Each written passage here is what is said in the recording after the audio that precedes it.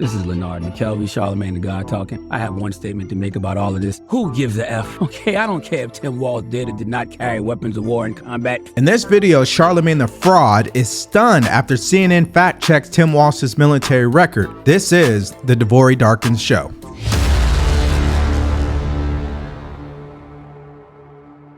Okay, so this is just another continuation of this crazy bombshell story about the governor, Tim Walz from Minnesota, who has been tapped by Kamala Harris to be her vice president running mate. And what happened recently was something that's fascinating. Every now and then, CNN is right. You know what I mean? Like a broken clock could be right twice a day, technically.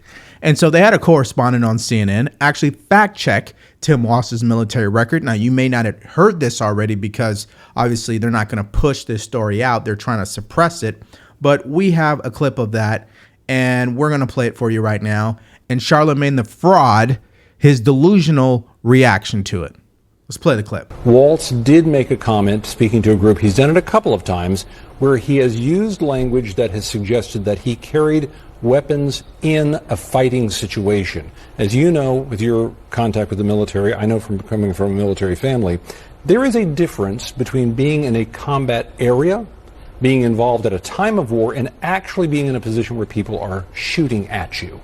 There is no evidence that at any time Governor Walz was in a position of being shot at, and some of his language could easily be seen to suggest that he was. So that is absolutely false when he said that about gun rights out there. It's almost hard to believe your ears, right? That CNN would actually fact check Tim Walz's military record. Aren't they supposed to be covering for him? So at least that is good on them. However, you still have people who are delusional, like Charlamagne the Fraud, and his crazy take about what that CNN correspondent said. So let's take a look at that. CNN correspondent Tom Foreman said there is no evidence Tim Walz carried weapons in combat.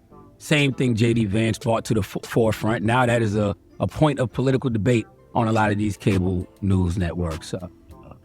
This is Leonard McKelvey, Charlamagne the God talking. I have one statement to make about all of this. Who gives a F?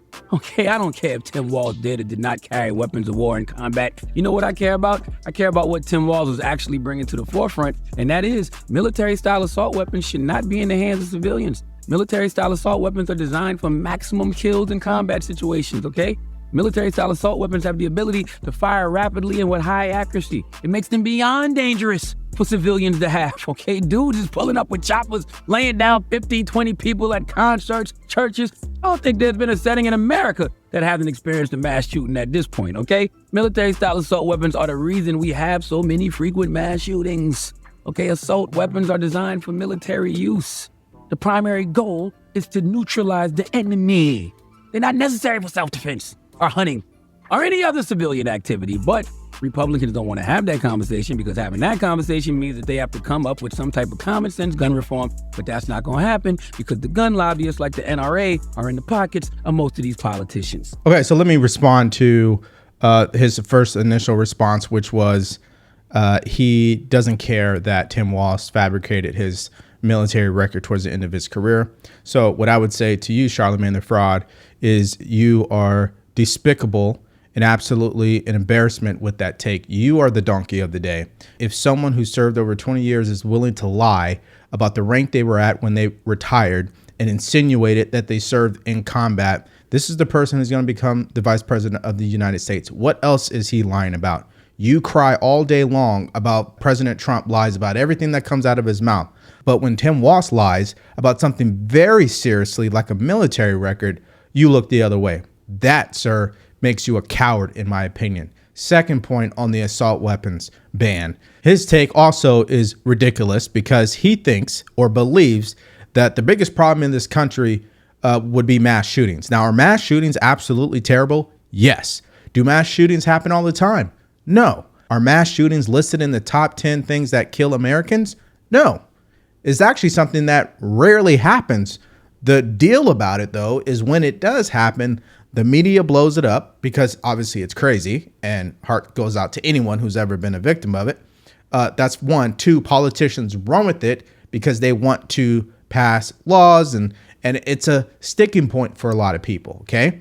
And so there's really nothing that people are talking about when it comes to banning assault weapons that is really rooted in reality. And I give you guys some examples of this. If you were to look up Puerto Rico and look at their actual gun laws, they don't have any. Everyone's allowed to carry a gun. And did you know that the crime rate is lower than it is in America? So that's one. Number two, if you were to go to Chicago, who has the strictest gun laws, what happens? People are getting killed every day when it comes to firearms. And then here's the third point. The conventional wisdom is to just make more laws, do more regulation around gun control. The problem is you're punishing people who do follow the law, and you're not punishing people who don't follow the law. And the reason why this is a point that is worth you listening to and understanding is because most people are not killed by law-abiding citizens. Most people are killed by criminals who are not following the law. So the real question is, if we really want to get rid of people being killed by firearms, why don't we stop all the firearms that are being smuggled into the country? Why don't we crack down on our border policies and make sure that weapons are not coming in? Why don't we go after the actual gangs and stop cutting back end deals with them and allowing them to smuggle these firearms, allowing them to sell firearms? The government knows all this. They tolerate it. So, the mass shootings, the people who decide to kill people with the firearm here or there, that is something that happens rarely. What's happening more often is gangs and people who are coming across the border, who are smuggling weapons, killing everyday Americans. That happens. But hey, that's not a conversation Democrats or Republicans really want to have, because then it placed the responsibility on them to actually do their job in regards to our border policies. And it also requires our communities to look in the mirror and hold people accountable too. And so that is a tough situation there, obviously. And so let's play one more part of this and talk about it. Why, CNN, are you not talking about that issue? That's the issue. Okay?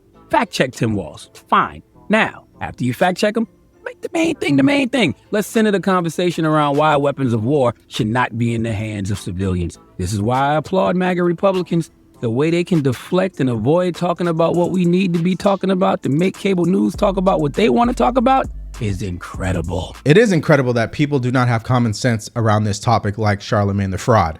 Because at the end of the day, they're so focused on law-abiding citizens who carry firearms legally that they've lost focus on people who are carrying them illegally and are smuggling them into the country. And those criminals and people who have them illegally are committing more murder than people who have it legally. So who should we really be focusing on? Right? And that's the conversation he doesn't want to have, because like I stated before, it requires to look into our own communities and hold our own people accountable that we know have firearms illegally and are criminals and are involved in gang activities. But hey, again, that's like looking into the mirror and taking responsibility, right? So, hey, as I wrap up this video, I want to make a few points. Will gun control in America ever be perfect? No. Are there things that can be improved, like making sure that the mental health component gets serious attention? Like if someone is on the FBI watch list, or if someone has been hospitalized because of mental issues, that there should be a system that communicates with the ATF. But hey, that's common sense, right? I mean, and by the way, well, it's too hard to do that. Yeah, but it's not hard for them to listen to everything that we're doing. It's not hard for the government to surveil our every move. They know that. So they could do it if they really wanted to, but you have to understand something. Power and money is running this country, and that comes first before common sense policies. And this is happening on both sides. Both sides are guilty of this. No question about it. So the only way it's ever going to be fixed or improve and see serious progress is cracking down on our border policies, actually doing something about gang activity, actually making sure that stuff is not being smuggled over the border, right? Like if we do that and then we combine that with an actual legitimate mental health tracking system, an FBI tracking system to make sure that if you're on those lists, you are not able to get a firearm, like then I could see, okay, there's some serious progress that can actually be made. You see, More laws does not equal the gun problem going down. Okay. Sometimes it's just a common sense approach. Get rid of the gangs, lock them up, right? If you take gangs off the street, how often will people be killed by firearms? Just do the math. That's my mindset.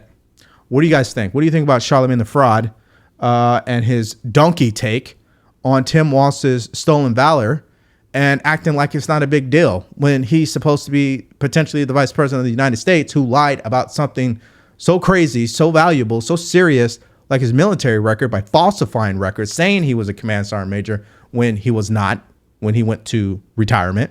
And then to follow up and start attacking Republicans over gun control when it's really both sides, Democrats and Republicans. And the fact that the border is something that is clearly one of the reasons why there's so many guns in this country illegally, and that more people are being killed by illegals than by people who have it legally. But hey, again, I want to hear what your thoughts are and more in the comment section below. Thank you for checking out the video today. Stay grateful, stay focused, stay true. Peace.